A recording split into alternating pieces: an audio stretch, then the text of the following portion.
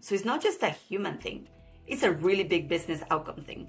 This, to me, is one that we have not gotten right, and everybody dies. Why haven't we mastered this? We have to talk about it, what it's like, and so what is the experience? Why does it matter? And then we have to provide more practical tools to employees. My dad died at 66. I was 8 months pregnant with my first. This is my story of the employee experience. I got there one day too late, so I couldn't be with him the last day. I was supposed to come back to the US after to a promotion. And instead, I went to the funeral, 8 months pregnant, come back during Thanksgiving right after, and I get laid off 2 weeks before Christmas with no severance. Welcome to the Digital Legacy Podcast, where we talk about death and dying in the digital age. If you ever asked, how do I protect myself and those I love if something unexpected happened to me? You're in the right place. I'm your host, Niki Weiss, and together we'll explore how to protect yourself in a world where both your physical and digital legacy leave a lasting impact.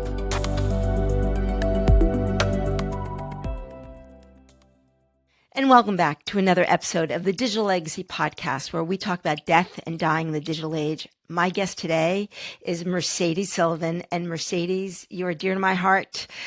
End-of-life doula, cultural strategist, but most important, you're like a certified human being. I mean, here we are talking about HR and death. So welcome to the show. I am so excited to be here. I found you in the wild, and you're one of my people, and you're staying one of my people, and that's it. I mean, talk to us about, how you see this end of life piece and the cultural strategy within the HR space. What got you have a personal story, so you can share a little bit about your personal story, and then also the intersection between human resource within companies and this end of life space. Well, first, thank you for the opportunity to speak about this. And death and dying is not something a lot of people like to talk about. Growing up in Mexico and always been fascinated with death and dying. I mean, I don't know if you can see behind me, but I have like a little skull. We both have ours. I have always been fascinated by how cultures look at death, is how they live their lives. So it's been embedded into my obsessive way of just living since I was little. So that is the backdrop of why this matters to me so much. And just culturally, death and dying in Mexico, we have an entire Day of the Dead, and having a lot of death in my family, both collective. But one of my first memories was an earthquake in Mexico City that killed 5,000 to 10,000 people. And I remember a line of people outside my house trying to use my dad's radio to communicate with people because the phones were down. So from the collective to the individual, to the culturally, it's always been fascinated, and I'm a very human in that regard. So I never understood why we care about silly things when we're like gonna die and we have no time. So that's that piece of my interest. For HR specifically, I think we forget that we're dealing with humans and people that are increasingly being caregivers to older parents or other family members, and that we're mortal ourselves. And there's so much talk right now about technology and AI and productivity, which to me is leaving that hole around, well, who are we as humans? And how do we connect? And what do we value? And what do we care about doing? Along with our aging population, I'm starting to see, thankfully, a lot more people talking about death and dying and what happens and what that process actually looks like. Within the HR space? In general. But increasingly in the HR space, as we start talking more about benefits and what matters to humans. But what I haven't seen and why I love what you're doing is just also very tactically, not just philosophically, let's talk about this, but actually very practically in a digital world. Mm-hmm. What do we do not only with the way we prepare ourselves spiritually, mentally, physically to die, but what happens to our data? What do we do with our phones? Like all of these things that I had no idea. And within 5 minutes of talking to you, I'm like, oh my gosh, this woman knows everything. And I want to die with you next to me. Oh my goodness. I mean, but here's the piece, right? You and I talk about this all the time but it's still a taboo topic. I mean, is it, Day of the Dead in Mexico, like I get it's a day of celebration, but do families really sit around and talk about it? Or is there still a superstition around, oh, if I talk about it, then it'll happen? I think because we are really so cheeky and our culture is about making fun of ourselves and we're like morbid as our humor. We do talk about it, but I don't know how much we do about our own mortality. So Oh, we talk about it theoretically, and it's not that taboo there. Here, when I moved to the States, I remember when my dad died, and I was telling people my dad passed, and I just saw their face of like panic. Oh my God, what do I say? it's definitely a conversation stopper. You know, even now, I mean, I'm right. I mean, our parents passed away a long time, like decades ago. And when I say, do you get this too? It's like sometimes I'm afraid to say, "Oh, my father died," because I know there's going to be that like a pause in Uh-huh. the conversation, Yeah. and I honor it, but at the same time, it's like I I found myself like saying sorry to them because I'm about to make them uncomfortable. I'm like, why am I taking away their discomfort? That's their discomfort, not mine. We are in a transition in which we're talking more about emotional intelligence, self awareness, empathy. And all of that starts reflecting on us, our gaps of the things we want to avoid as humans. But how do we take that philosophical thing that we still need to talk about and bring it to a very practical offering for our employees? So I love that a lot of people are starting to talk about these topics, but again, I'm going to come back to what you're doing specifically that I'm excited about is practically speaking, how do I actually help you when you're dealing with a situation that's end of life? So I'm super excited to see all that you're doing, what we're gonna learn, and how do we can make the human experience better in a digital context. especially with the employers, right? Because I find the employers a fascinating case study because as an employee, you're already getting short and long-term disability, life insurance. Like the employer is offering a lot of these benefits, but as the employee, you know, when you're onboarded, it's kind of chaotic. It's like, you know, you're so much you need to learn, new systems, and they're throwing benefits at you, and you're not exactly sure how to organize them. Maybe the healthcare benefits are most important, but life insurance policies and short-term disability, and some companies offer like they'll do a will or trust for you. But how to continue to navigate that 3, 5, 10 years when you're still at the employers, how can employers support the employees when an event like this happens? And we're so overwhelmed with information from everywhere. And so I think it's going to be really important to curate like a process, guide people through what that means. Hmm. Like, for example, we deal with employees all the time that they had a death in the family. And we need to figure out A, what's our policy for going out to grieve? How long can they take? And then they're really weird, like, is your pet worth the grieving process? Is your grandparent the extent? And it varies by culture. So we need to be culturally sensitive because it's how it feels like to them, not what we think. So there's that. But then more practically, all I do these days is like, I'm sorry, that's really sad. Go talk to the CAP. They don't even know what that is.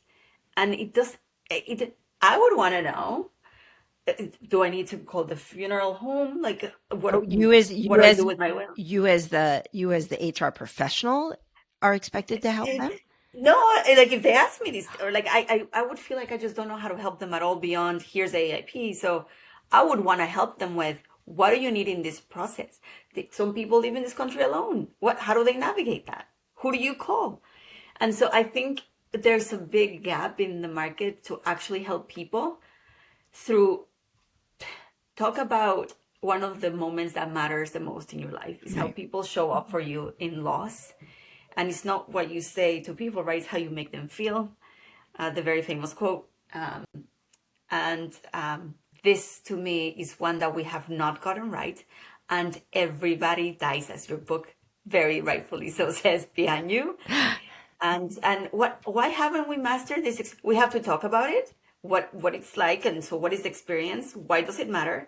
And then we have to provide more practical tools to employees because the absenteeism and the disengagement and all of the things that happen around someone's death and grieving process are a really big deal to your bottom line. So it's not just a human thing. it's a really big business outcome thing.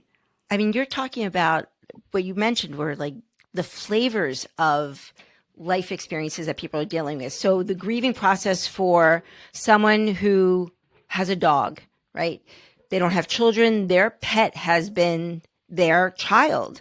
And the loss of the dog or even the sickness of the dog, right? Dog has to go to the vet and they have to make that decision. And it's very much similar to what someone might be dealing with in their with a parent, for example, or a spouse. And how, as an HR professional, do you distinguish or even be able to make a difference between that? Yeah, and right now because we keep managing to a policy that's like a standard. And I understand because sometimes when you have thousands of employees, it's hard to scale. But with AI, I'm hopeful that we can actually use it for good and better understand what matters to people. And you can kind of customize your process, right? Some companies do things like pulling PTO from other people to give away, which I don't like because all of you should have it. You don't have to be like bailing out people with your own PTO. Like, no. Like, how do we take care of our people, ourselves, and ensure that they're okay, and that ensure that we understand that grieving is very individual. Like, maybe I need to go back immediately to work so that I forget. I have a case with one of my employees right now that they need to go back because it keeps them hooked to reality, and others that are like, I just can't show up right now. So I think, again, going back to understanding your people and what matters, and it, it's easy to do in a relatively small company. In a bigger organization, you really need to rely on networks, and your culture need to be so strong. It's all about the culture enabled by the technology. The technology alone will never. No, it has to be a dualistic partnership between humans and technology. And I always say it that the most humanistic thing we'll all go through is death, dying, and incapacitation. Like there's no other way through it. But to support companies to know that there's a bottom line impact when you have an employee that is going through this experience either for themselves or their loved ones, whether their loved ones are two or four legged or, fur, feather, or fin, I say when it comes to our pets. We don't know personally how people are affected by this whole topic, but it's so taboo about it. It feels like, I mean, I know that this is an outside interest of yours, but how do HR professionals bring this topic into the conversation for their employees? Yeah, so I'm increasingly seeing more and more companies use it as like the time off, and this word that I can never say, so you're gonna help me. Bereavement? Oh, bereavement. Yes, I got it right for once. Yeah. So we're looking more at being more personalized with that piece. But I still think we are like in the complete infancy of everything else that is going on. And as we have our aging population, as we deal with all these population shifts and all of these different layers of multi-generational workforce, and then this technology forcing us to have more human conversations, which is very exciting to me. It's kind of freaking us out, so it's forcing us to have the conversation Oh, of do what it tell. is to human. But HR, I really, I'm hoping to answer your question. I don't think we're there yet for that reason, and specifically not to the extent of the type of offer you're starting to put together, which we absolutely need. We absolutely need. So I'm really hopeful that we can start as people that are interested in this, showing the bottom line. I mean, think about not just the absenteeism and how you support your employee to your day-to-day work, but the brand of your organization when someone is out there and you literally work for them exactly when they needed it most. They're going to refer you to everybody. They're going to buy your products. They're going to make sure that they're gonna want to stay there with you and for you. It's a big deal. It's a big deal when so many people now, especially the younger generations, are joining companies increasingly because of their values and behaviors and culture. This is gonna matter. Also, it's the right thing to do. It is, but does it show, or how can we show the bottom line, right? So as CEOs of, mega million dollar, $100 million companies, can they get into the weeds with their employees to see like, oh, if I just support this employee as they're going through a death, dying, or incapacitation, how can we best show the metrics on it? I mean, and I know there's not a lot of data out there right now showing that. Is that because of it's such a taboo topic? It's the one we haven't done it and we haven't measured it. And then we end up doing a lot of just measuring on engagement. And it's really hard to tie it back to like what specifically, or culture, but what specifically about it. But what I love how you're particularly approaching this compared to other services and solutions that I've seen is that it's very practical.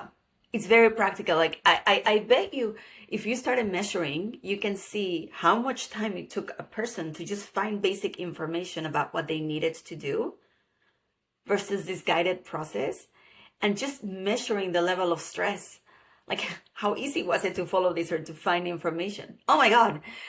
It's just, we don't have the data. We haven't done it. But if you can start baselining it, I am telling you that people are going to be floored. I'm one of those people that for some reason everybody tells their life story to. So I know so many people are spending so many hours and mental energy in finding this information that wouldn't show up at work. Like, you wouldn't know. Is this invisible, hidden extra work that you do in addition to grieving? But if we can start measuring how much that took away from you and how supported, how psychologically safe you felt, how you felt like you connected with a community that saw you, that's everything. Trust, engagement, values, all the currencies of being human that are going to differentiate every company as AI takes over the world. And I think that it's that human connection that is going to give people a chance to move through the grieving process faster. I mean, Yes. I'm not a grief counselor. I don't specialize in grief, but having been through it personally, it's like, if I can normalize the conversation and not like, yes, sometimes some people are going to work because they need the distraction, but other people need to just take a pause in their life in order to capture that, catch their breath, because they're dealing with, finding mom a place to go in long-term care, or that they just, are dealing with a cat that's going through a diabetic episode or seizure episode, or I just got, or myself, that I've got a diagnosis of a breast cancer or something. To be able to say, okay, I need to just take a moment. And by the way, here are the tools that the company has provided me, but I'm still fascinated why we haven't done this before. And just what's incredible to me is that we talk so much about culture. Culture is not your words on the wall, it's how you represent it and live it and offer it every day. To me, having those conversations and knowing that I can speak openly about this and it's going to be received with a solution, not just oh my God, I'm so sorry for you, go back in 2 weeks, but like actually solution, and somebody that kind of sees me and tries to understand me. That's culture. And that's it. I don't even know if you can put a metric to that. It's just priceless. And you're right. The more psychologically safe we feel to just exist, and we don't have to, like, if I don't want to bring that part of myself to the work, you don't have to. But the fact that you can, and there's a place to then guide you, would make all of the difference. And I think it's because it was taboo. People don't understand just, we don't talk about it, so that we don't measure it. We're like, okay, that's not part of work. That's outside of work. So grief right? in the workplace, do you feel that is there a place grief in the workplace? I find increasingly in the past few years, we started doing a lot more wellness. So HR's role has grown like crazy, right? We were just back office, then we started doing like employee and personal stuff. Then we started doing employee experience. Now we're doing wellness and mental health. I'm like, oh my God, we're doing everything. But as we're having that conversation, and I increasingly see the pivot from jobs to skills to the work, therefore the need for the more human skills, like that we just mentioned before, like how to connect, how to have trust, emotional intelligence, so on and so forth. I think that it's just going to blend itself to have these conversations, because Dying is like being born and dying are literally the most human of experiences. We all And go AI in and go can't out. replace that. Now what AI No. can do, I would think in the workplace, especially from an HR professional, that AI might be one of the, like, that assistant to help with some of the workflows. So maybe helping with understanding what your benefits are, understanding, the risks that might be involved in not having certain policies or thresholds of a policy. Maybe AI could potentially and talk to us, how do you see AI coming in to the HR workspace and continuing to support the employees? In two different ways. Very practically speaking, during the time of death and dying, or preparing yourself, a better guided experience for your benefits. If I am a middle-aged woman, which I am, and I'm caring for my older parents, and then my kids going through some stuff, how do I support up, down, and self? So helping me understand, instead of me looking at a list of 50 benefits, what specifically within those benefits might be helpful with my context. So having that guided, personalized experience is one way. The second, and I always talk about this, is maybe because I was an athlete, we tend to say like time management, but for me it's energy management. So hopefully we'll have better understanding of how we actually perform. When are we better? How do we know? I'm increasingly seeing assessments actually in HR, which is exciting, about how do you measure empathy and how full you are and burnout and all of these other things that are, we talked about it, but we never had tools. So the more we can start measuring that, maybe we can have prompts to say, how are you feeling today? How are you doing? Warning, last time you did X, Y, and Z, you burned out, or it sounds like you may need to take a break, so that we can manage the employee and help them perform their best by understanding that grief is not linear. How we show up is like, maybe you are fine for like a week, and then the deceased person's birthday comes up, or a You have a holiday, and then you moment, the fall apart holidays. completely.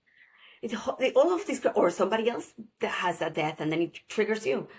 So it's very, very important that we continue to think about how do we understand performance and energy management, so that we can maximize how we work and not put artificial timelines that don't apply.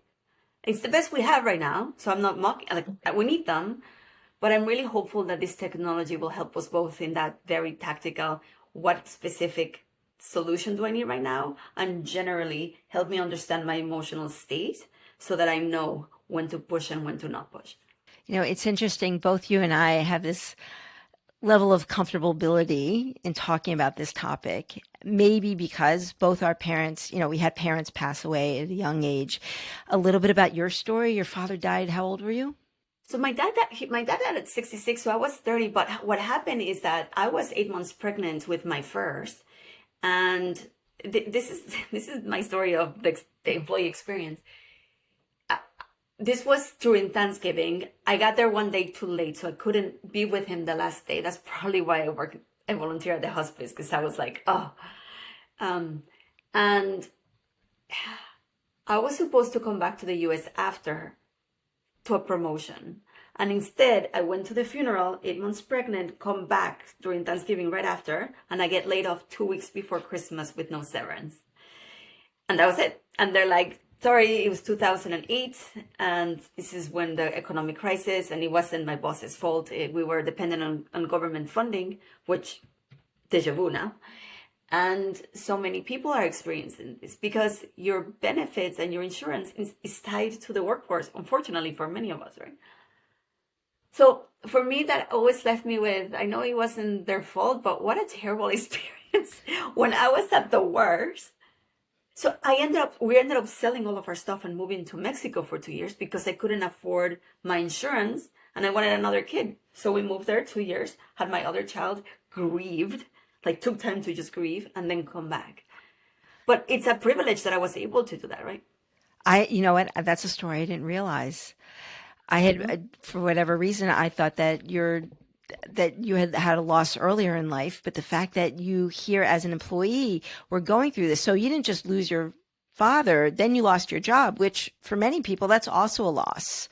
And there's a bereavement process as people go through that transition as well. when I was 7 or 8 is when I had that earthquake in Mexico, that I saw that collective. And then every single year thereafter, Right. I had a person really close to me, either a friend or a grandparent or a cousin, either die of a freak accident, or get kidnapped, or die of like old age, all the way till I was 21, every single year. Oh So my I'm gosh. like, okay.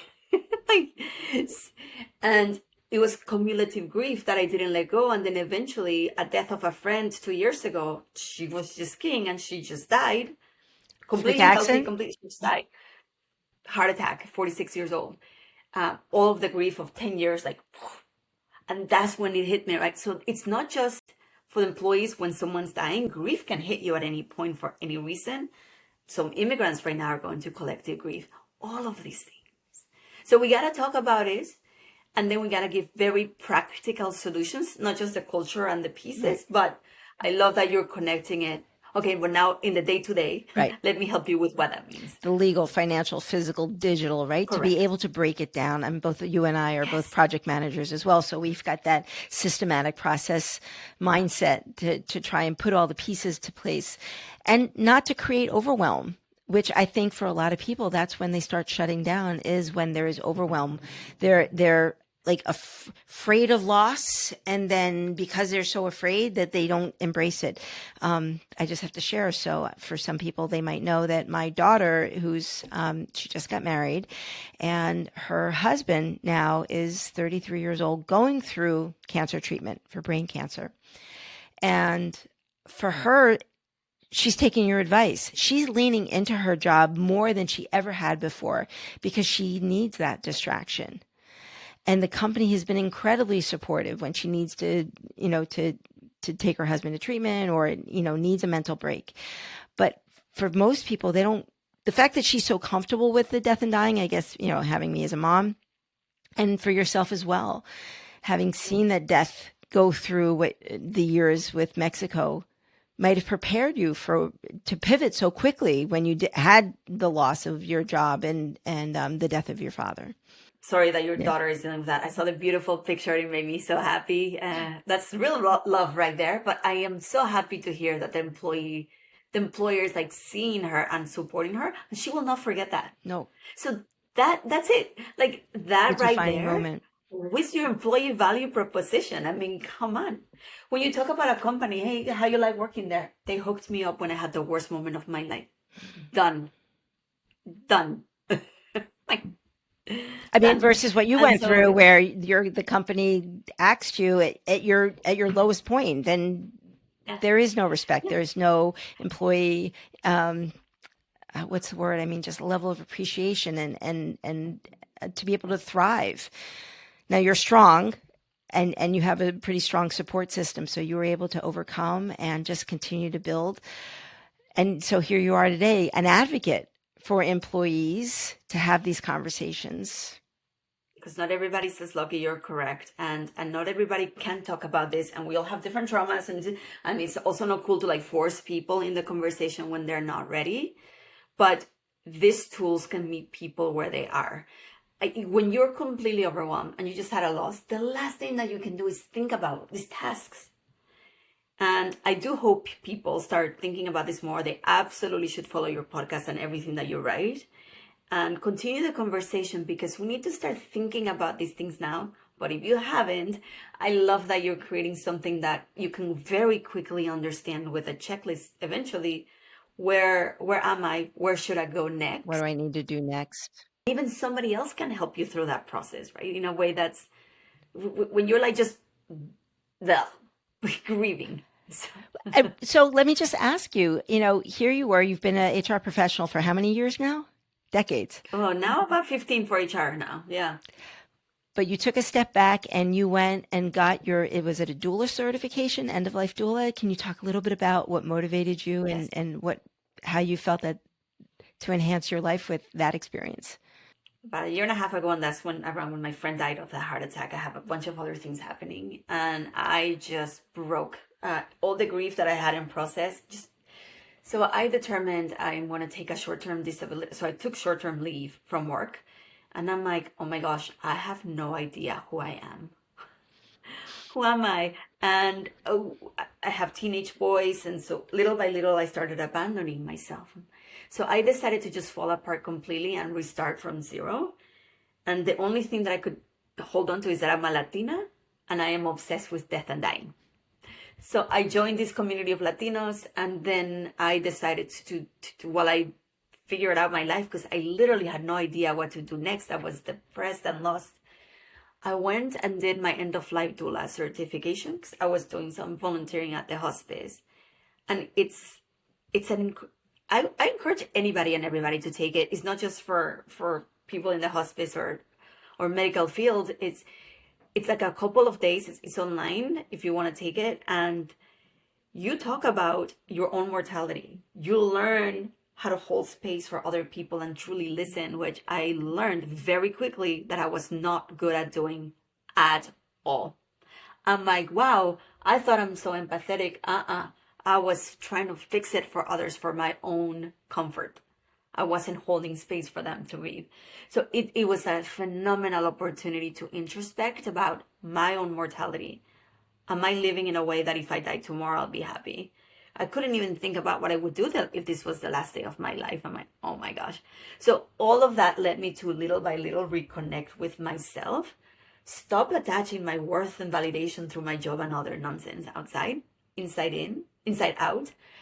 And it really changed my life. It got me back to, I'm going to live my life in such a way that is contagious, that I am radiating from the inside out, and that I encourage other people or get them excited to think about their own mortality and who they are, so that we end up in a place today, because we only have now, in which we're living for ourselves in the way that we want to live.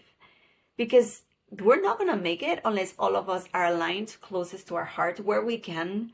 There's privilege to that as well, but where we can, and where we can have that human conversation and finally connect. Mercedes, I mean, I think what you just shared it's what makes you a global leader in the HR space. It is because you bring that profound humanistic understanding, even with the technology to support the processes and the workflows. There's a part of me that thinks like what you just described, that experience you just went through, that should be like part of the academic requirements of an HR professional, that they have those humanistic experiences, not just learn about, benefits and insurance and onboarding and recruitment, but that humanistic, like people are going through stuff, and to be able to support them so they can be their best as an employee. Yeah, we're messy humans, and pain makes you empathetic. And I wouldn't change all this grief. And we had experiences of being really rich, losing all our money. I've been through a bunch of mess. But everybody else is going through their own mess. And I think what's important is to be able to learn to not also project your mess onto others, and listen to understand and to hear them and support them as them. It's like, to me, a lot of HR, what we do is like love languages. And we're like, our love language is words of affirmation, right? And then your employee is telling you that their love language is acts of service. And you're loving them so hard with your words. And they're like, I just want an act of service. So it's the same thing. How do we create a scalable way in which we can, the equivalent of love, support our employees to do their best and show up their best? Because when they shine and then they feel seen, they're going to connect to your mission and they're going to perform. Nothing else that you do will make you cannot force them to work. You cannot force them to be engaged. The more you give them space and ability to connect and be seen, the more they're going to intrinsically, is that a word? By themselves, they're going to want to do their best. And that's how we're going to win, by the human enabled by technology, not the other way around. That's brilliant. This is a wonderful opportunity. I am so glad that we got to dive deeper into and bring awareness that there is this connection between HR. And I honestly believe that in order for people to be their best as employees, it has to come from the HR space. The mission, the vision, the core values of every company, and for them to see as they're embracing technology, because it is part of the fourth industrial revolution, we're here, but we don't lose sight of the humanistic experience that we're all going through. Tell me one more universal experience than the grief of losing or pain or grief. None. None. This is it. So come on, humans, let's get back to it. And I cannot appreciate you enough for what you're doing. And I know it's a passion for you, but in the way that you're doing it, very rooted in the human, but extremely practical. Because when you're a hot mess and you're grieving, that's what you need.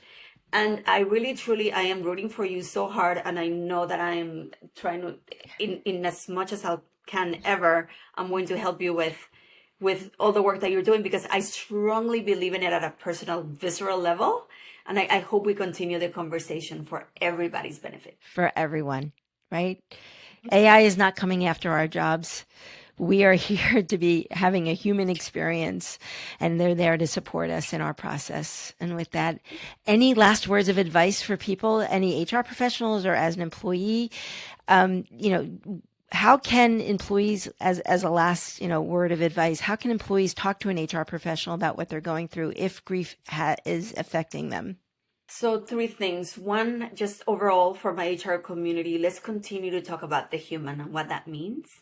And what does it mean to have a good human experience? We talk a lot about the employee experience in terms of how you order your computer and great. But the true experience is when I was at my lowest, how did my employer treat me? Right.